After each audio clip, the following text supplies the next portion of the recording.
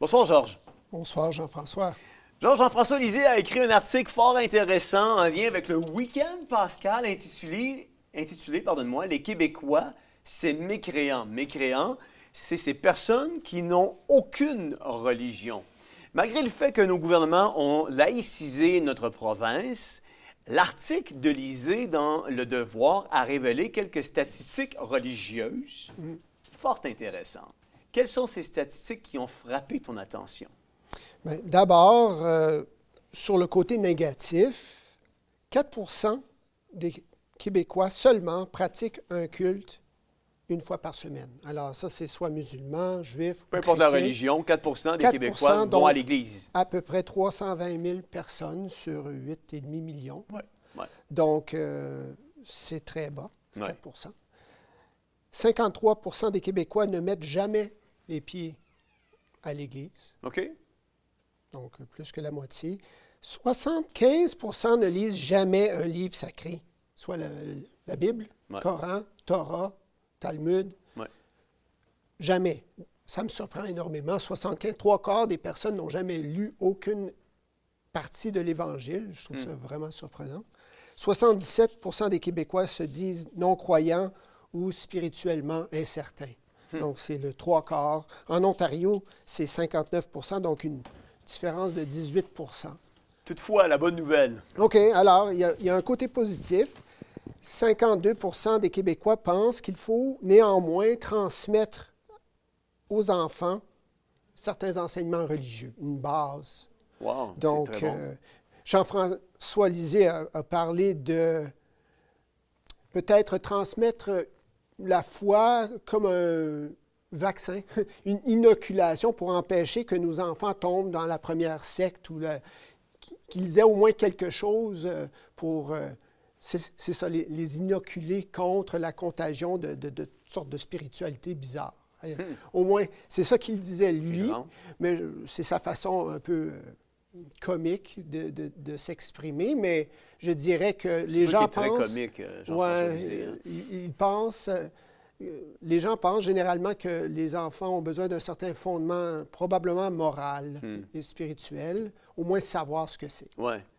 31 des Québécois croient en la résurrection de notre Seigneur Jésus-Christ. Bon, donc, Poilievre vient frapper vraiment 31 de sa clientèle. Alors, ben, c'est ça. Pierre Poilievre, pour Pâques, a quand même fait une présentation ou un message assez, je dirais, inspiré. Oui, inspiré. On va le regarder tantôt. Oui, c'est oui. vraiment inspirant, même.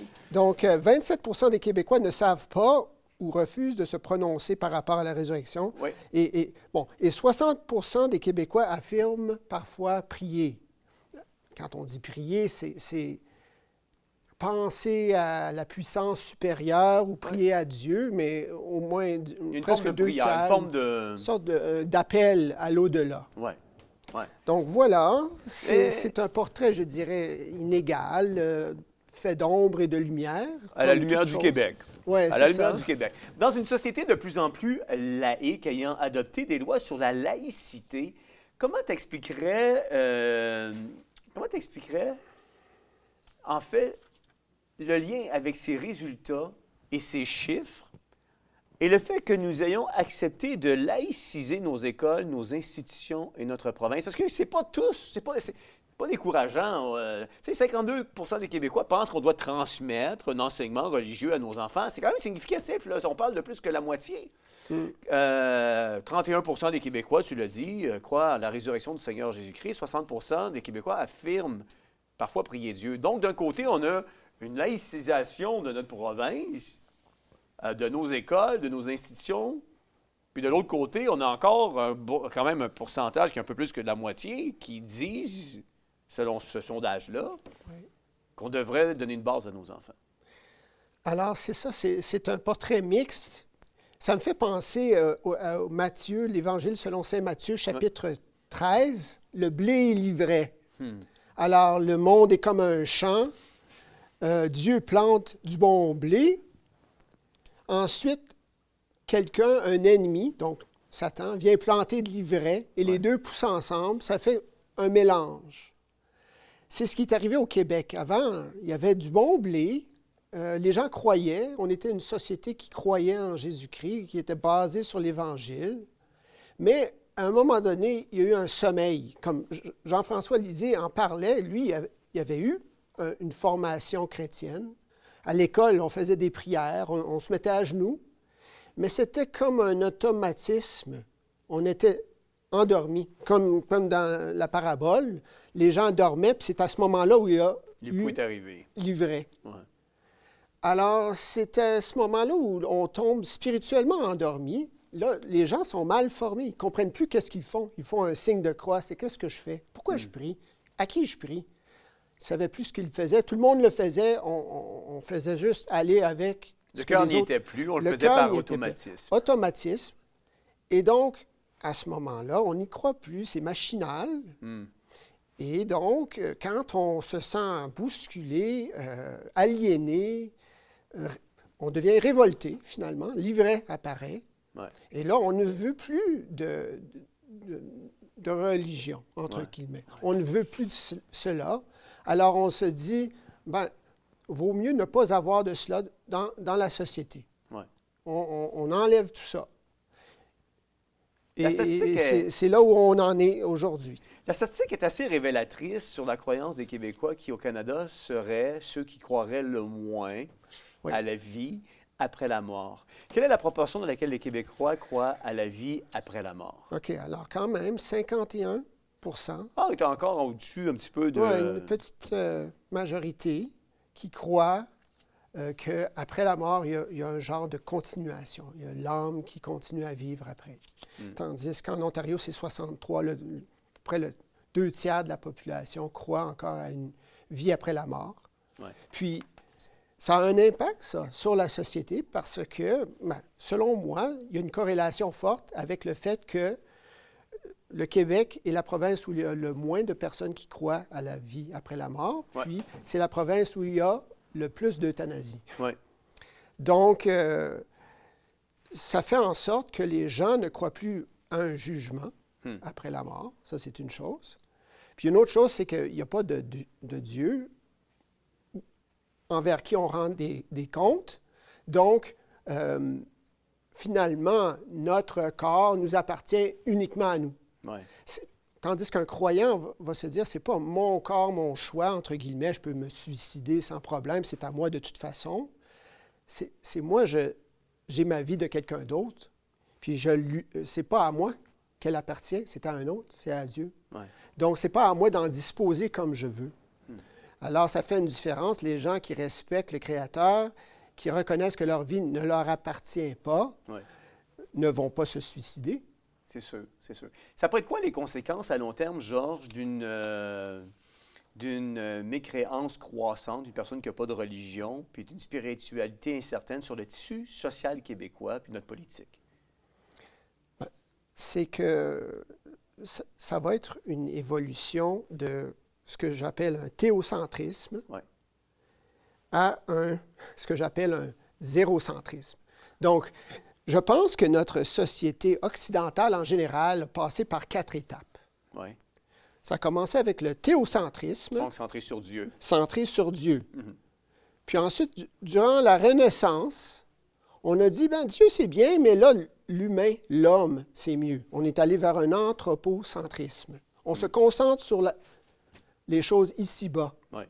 Le ciel, on s'en occupera après. Peut-être qu'on fera une prière juste avant de mourir, mais ici, maintenant, on s'occupe de l'humanité. De l'humanité. On ira à la messe de minuit. Oui, mais c'est ça. Mais vraiment, l'important, c'est de bien vivre ici et maintenant. Ouais. Alors, l'humanisme, alors anthropocentrisme. Deuxième étape de la déchéance, je dirais, occidentale. Ensuite, c'est tombé à égocentrisme. Avec René Descartes, Ouais. ça commence avec moi, puis la certitude, ça part de moi, puis c'est centré sur moi. Ouais. Donc, un individualisme, le libéralisme, tout le monde doit être satisfait selon ses propres lumières. Puis finalement, c'est le zérocentrisme, c'est-à-dire qu'on n'a plus de centre. Le centre n'existe plus. Il n'y a plus de centre autour duquel les choses orbitent. Ouais. C'est juste un néant.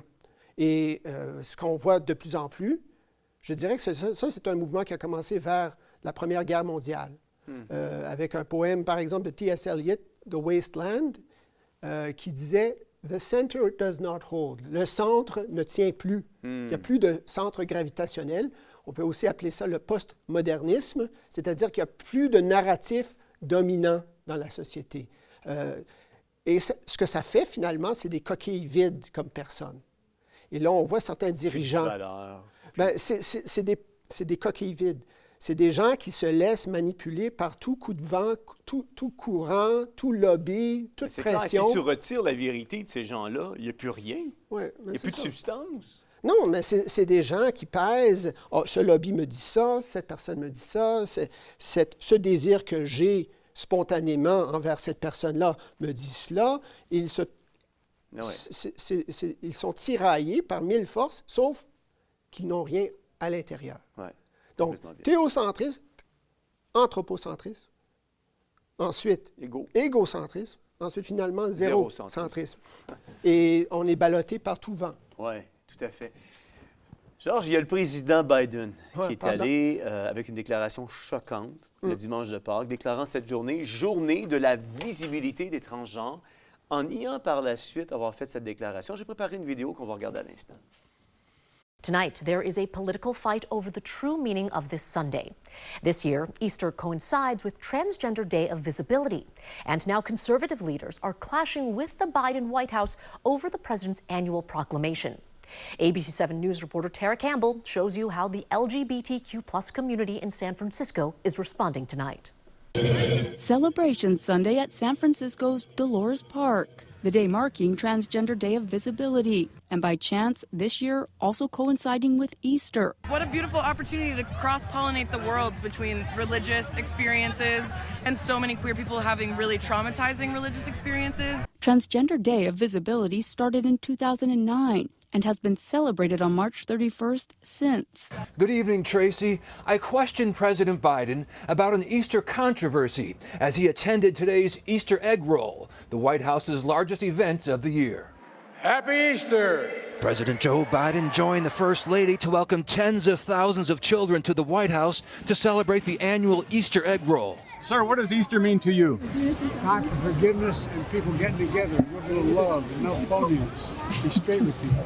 But the event is raising questions. A flyer earlier welcomed children from National Guard families to submit artwork for the Easter eggs, but it banned religious symbols and overtly religious themes. A White House spokesperson was quick to point out the flyer's standard non-discrimination language requesting artwork has been used for the last 45 years, including in Democratic and Republican administrations. But President Biden also faces criticism for honoring Transgender Day of Visibility, which happened to fall on Easter.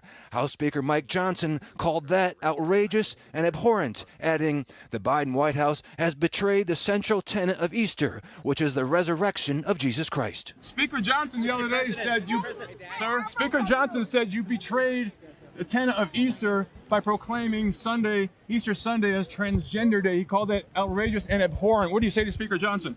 He's thoroughly uninformed. Uninformed how? I didn't do that. When asked about President Biden's faith, Cardinal Wilton Gregory told CBS he picks and chooses dimensions of the faith to highlight while ignoring or even contradicting other parts, especially in terms of the life issues. Cardinal Gregory compared President Biden to a cafeteria Catholic, where you choose the attractive parts of the faith and dismiss the challenging parts. Georges, quand tu vois ça, ce genre de vidéo-là, où dans la même journée, on croise le fer entre le profane puis le sacré, entre le démoniaque puis le divin, quel sentiment monte en toi?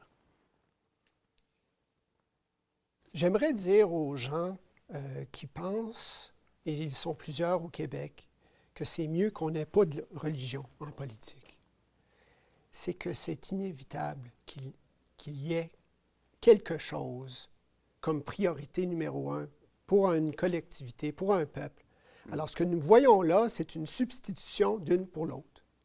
C'est qu'il propose cet jour de visibilité du transgenre comme une nouvelle forme de Pâques, c'est-à-dire de la mort à la vie, une personne qui fait son coming out en tant que transgenre, se révèle au monde comme étant authentiquement mâle quand elle est vraiment femelle ou vice-versa. Pour elle, elle vit ça comme une résurrection, comme une nouvelle époque de sa vie. Alors, ça a été fait à la fin du mois de mars, autour de la période de Pâques. Peu importe que cette année, c'est tombé en plein sur Pâques, mais c'est quand même... Pas d'hasard. La date a été placée à la fin du mois de mars quand même, autour de la période de Pâques. Puis c'est la journée de la visibilité. On pense au Jésus-Christ glorifié qui sort du tombeau, qui finalement révèle sa vraie personne comme étant divin et qui vraiment scelle sa divinité avec ce phénomène-là, sa résurrection. Alors là, on met en parallèle ou on veut supplanter cela avec la nouvelle résurrection, c'est-à-dire le moi authentique qui sort de la personne refoulée, qui refoulait son identité, et finalement, elle se rend visible. Regarde. Je suis homme ou femme, bien que je sois mâle ou femelle. Mais c'est pas d'hier, on a perverti l'arc-en-ciel. Alors Voilà. que c'était le signe de l'alliance entre Dieu et les hommes à Noé, comme quoi qu'il ne détruirait plus la terre par le déluge. Oui. On a désacralisé le mariage. On s'est approprié un symbole, une institution divine, dans lequel on le pervertit en la rendant possible au même sexe, alors que ce n'était pas le mandat initial, ce n'était pas la saveur initiale que Dieu a donnée. Au contraire, un mariage homosexuel n'est pas un mariage qui est reconnu au ciel. Oui. On est en train de prendre la résurrection, puis on met cette journée de Pâques, résurrection, la même journée que le trans, pour toute la symbolique qu'eux veulent faire par rapport à ce que tu viens de déclarer. Oui. C'est fort. Satan, le diable, cherche toujours à prendre les symboles de Dieu puis les pervertir. Oui, il y a aussi, au mois de juin, pour certains chrétiens, c'est le Sacré-Cœur de Jésus, son humilité, sa douceur.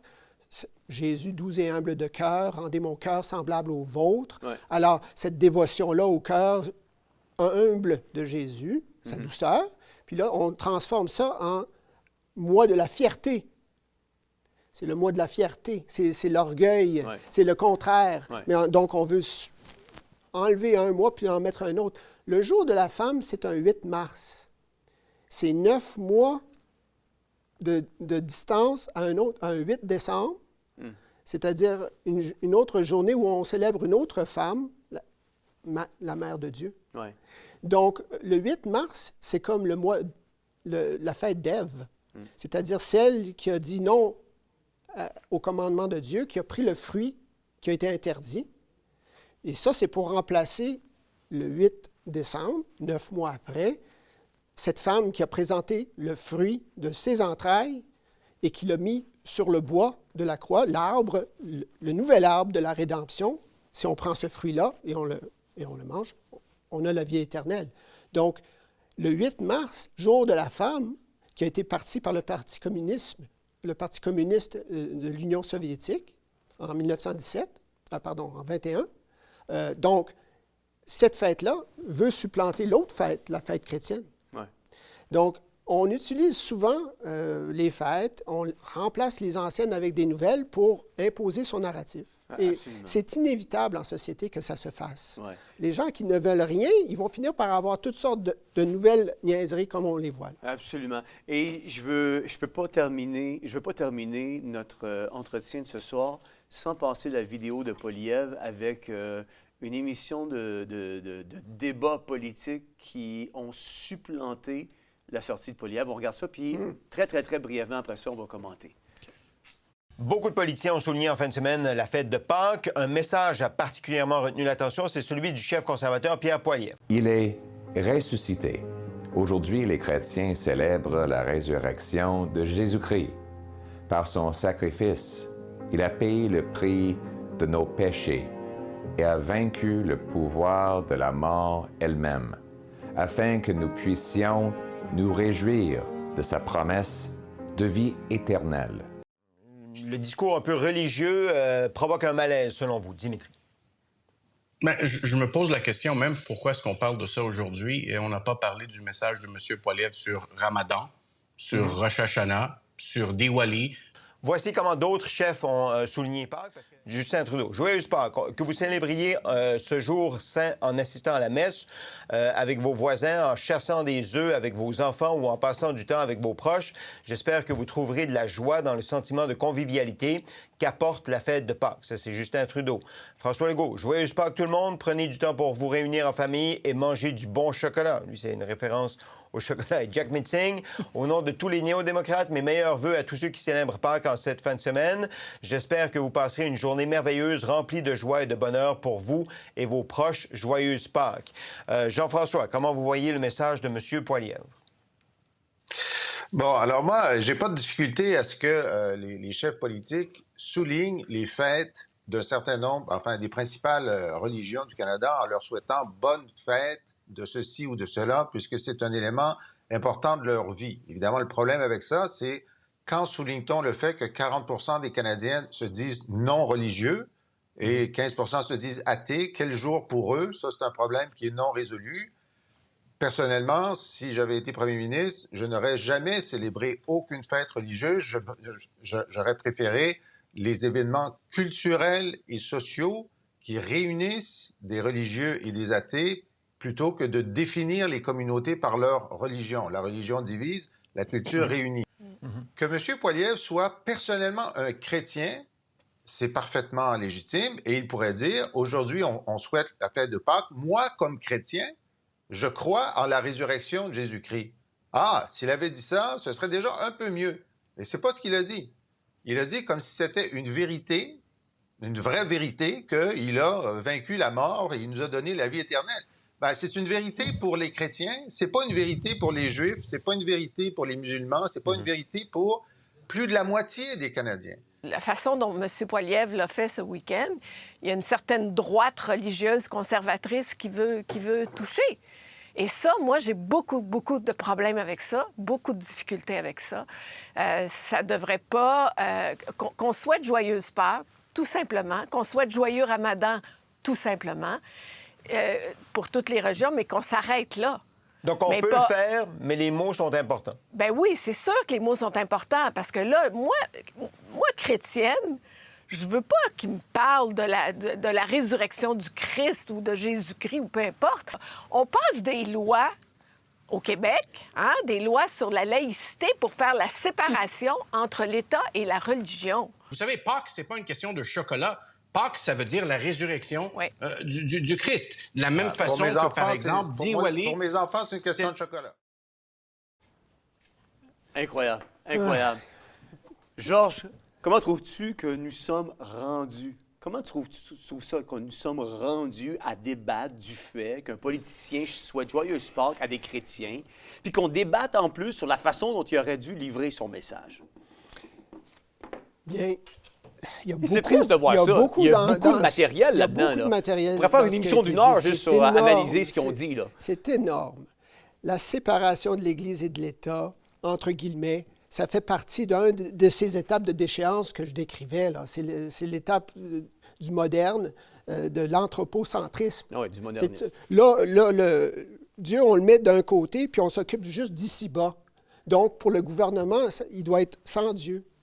Ça, c'est une attitude, je dirais, au comble de l'impiété, parce que... c'est la rébellion. C'est Dieu qui est le roi de l'univers en ce moment, et de ton corps, et de ton esprit, et de tout.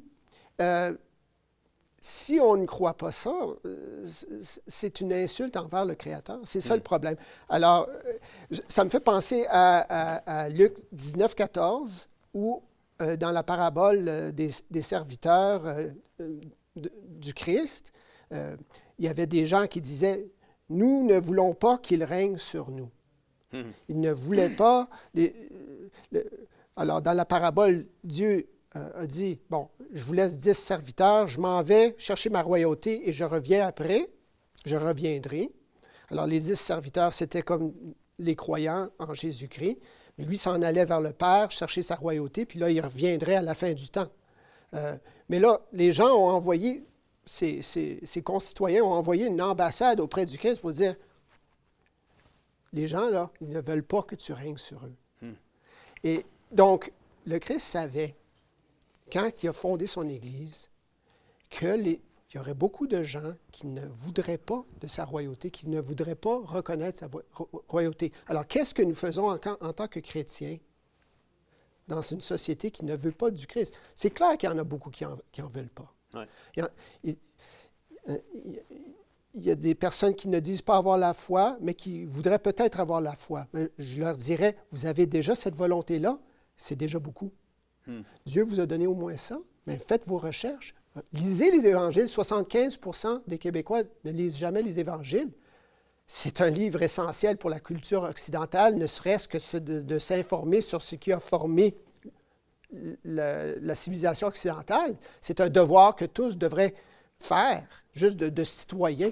Alors, je pense que ce que nous avons à faire, c'est de vraiment nous approfondir dans la foi, dans la prière, se centrer davantage sur le Christ, de vraiment, dans l'humilité, se dépenser à 100%, ne pas avoir peur comme cette dame là, qui se disait chrétienne, mais qui ne voulait pas entendre parler de la résurrection. Ça, c'est une chrétienne qui a pris le talent que Dieu lui a donné puis qui l'a caché. « Ah non, ben ça, là, je suis chrétienne, là, mais c'est correct, je veux pas faire le clown là, devant tout le monde, puis perdre la face.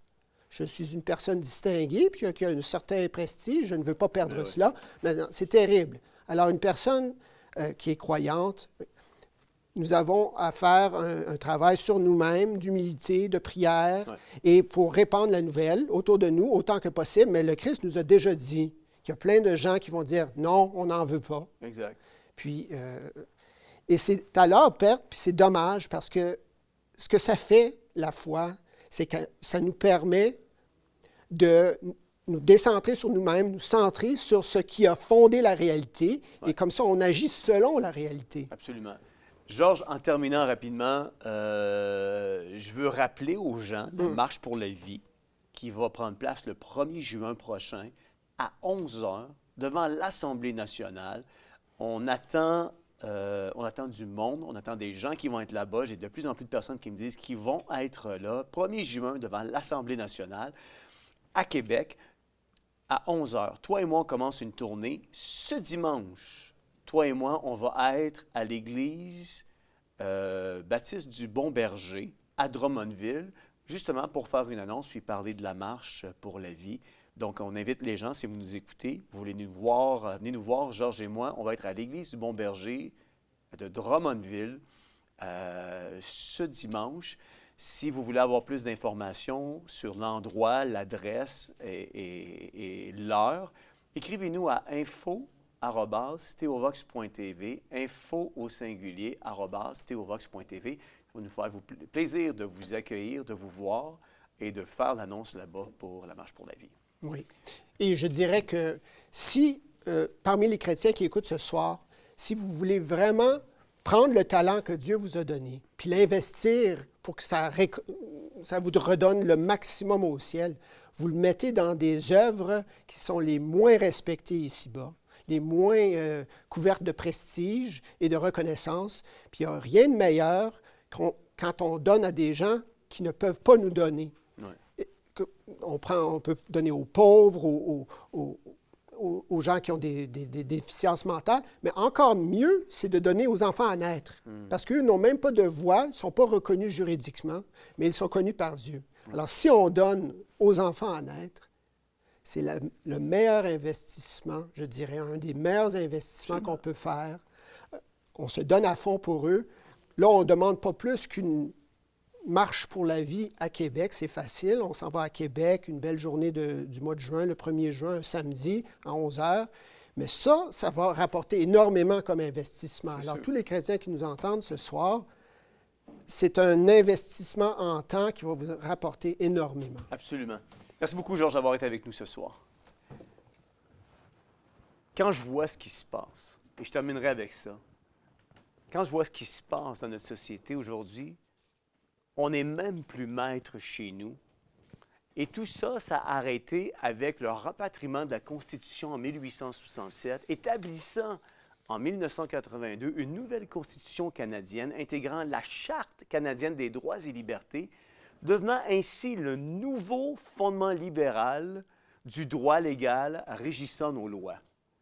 La nouvelle Constitution de 1982, comprenant la charte établissant alors l'idéologie du multiculturalisme qui forme désormais le droit canadien. La loi sur le multiculturalisme, adoptée en 1988, engendra une série d'accommodements raisonnables qui, peu à peu, minorisaient l'identité canadienne-française au profit des minorités ethniques, choisissant le Canada comme terre d'accueil. La loi sur le multiculturalisme a donné droit à ceux qui viennent vivre ici de conserver leur culture d'origine, avec leur tradition et leur religion, bien que contraire à notre traditionnelle culture occidentale chrétienne. Cette loi leur accorde le droit de réclamer des accommodements raisonnables devant les tribunaux. C'est ainsi que le droit constitutionnel d'idéologie multiculturalisme s'est imposé par la Cour suprême du Canada aux provinces canadiennes. La loi sur le multiculturalisme a engendré une série d'accommodements raisonnables allant jusqu'à réduire notre identité, notre culture et notre histoire. Et c'est pour ça qu'on a des journalistes qui s'insurgent quand on dit Joyeuse Pâques, puis fêter la naissance de Jésus-Christ, qui s'est livré pour nos péchés. On a ce genre de journalistes-là qui s'insurgent parce qu'aujourd'hui, notre identité chrétienne, elle est rendue en dessous même de toutes les autres religions, de toutes les autres mœurs qui viennent s'implanter dans notre propre pays. Au même niveau que toute autre culture immigrante chez nous, amenant avec eux souvent leur religion opposée à la religion chrétienne, favorisant parfois même la mise sur pied d'un agenda anti-chrétien. Et cet agenda anti-chrétien a par la suite engendré une soustraction de nos valeurs chrétiennes qui furent remplacées par l'acceptation de toutes les autres religions et le reniement de la nôtre, la laïcisation de notre province, le retrait de Dieu qui a accentué la décadence dans laquelle notre pays a plongé. On a remplacé Dieu par des idoles. On a remplacé la sainteté par le péché. On a remplacé la compassion par l'amour de soi. On a remplacé l'amour par l'égoïsme. Une citation intéressante que Georges Buscemi m'a communiquée, et la voici. L'Église est intolérante en principe parce qu'elle croit. Elle est tolérante en pratique parce qu'elle aime. Les ennemis de l'Église sont tolérants en principe parce qu'ils ne croient pas. Les ennemis de l'Église sont tolérants en principe parce qu'ils ne croient pas et intolérants en pratique parce qu'ils n'aiment pas. Citation du père Réginald Garrigou-Lagrange. La conclusion, ça veut dire quoi tout ça? Ça veut dire que quand on aime Dieu, on peut aimer sa création, nos frères et nos sœurs, poussés par l'amour de Dieu. Quand on n'aime pas Dieu, on n'aime que soi-même. Et même le soi se perd et on devient simplement esclave de ses passions et de ses propres pulsions. Jean 8, 34 va nous dire, en vérité, je vous le dis, leur répliqua Jésus, quiconque se livre au péché est esclave du péché. Romains 6, 16, 17, 18 va dire, ne savez-vous pas qu'en vous livrant à quelqu'un comme esclave, pour lui obéir, vous êtes esclave de celui à qui vous obéissez, soit du péché qui conduit à la mort, soit de l'obéissance qui conduit à la justice. Mais grâce soit rendue à Dieu de ce que, après avoir été esclave du péché, vous avez obéi de cœur à la règle de doctrine dans laquelle vous avez été instruit. Ayant été affranchi du péché, vous êtes devenu esclave de la justice. Et vous voyez, lorsqu'on est esclave du péché, lorsqu'on substitue Dieu pour l'amour du moi et notre propre péché, la résultante de tout ça est toujours la perdition éternelle loin de Dieu. C'est la raison pour laquelle on existe, afin d'être une voie de réconciliation entre vous et Dieu à travers le sacrifice de Jésus-Christ à la croix. C'est Jean-François Denis qui vous dit bonne réflexion et à la semaine prochaine.